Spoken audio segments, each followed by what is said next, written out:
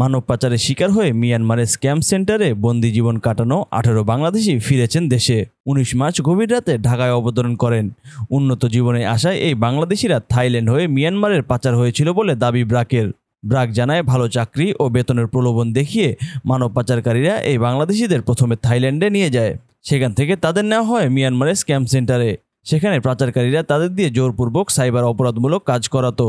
কেউ রাজি না হলে বৈদ্যুতিক শক সহ ভয়াবহ নির্যাতন করা হতো।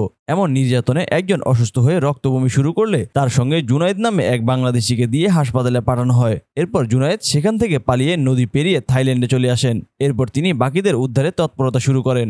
জুনায়েদ সহ ভুক্তভোগীদের পরিবার থেকে তাদের উদ্ধারের জন্য ব্রাকের সঙ্গে যোগাযোগ করা হয়। এরপর বাংলাদেশ সরকারের পররাষ্ট্র মন্ত্রণালয় ও থাইল্যান্ডের বাংলাদেশ দূতাবাস সহ সবার নিরলস প্রচেষ্টায় দুঃসহ বন্দিদশা থেকে মুক্তি পান 18 বাংলাদেশি। মঙ্গলবার রাতে থাইল্যান্ড এয়ারওয়েজের ফ্লাইটে তারা দেশে ফিরেছেন।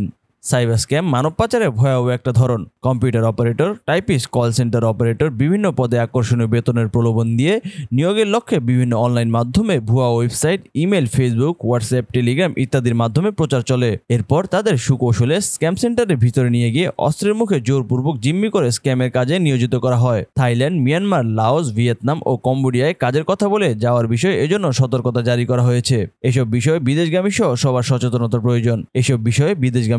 সবার সচেতনতার প্রয়োজন।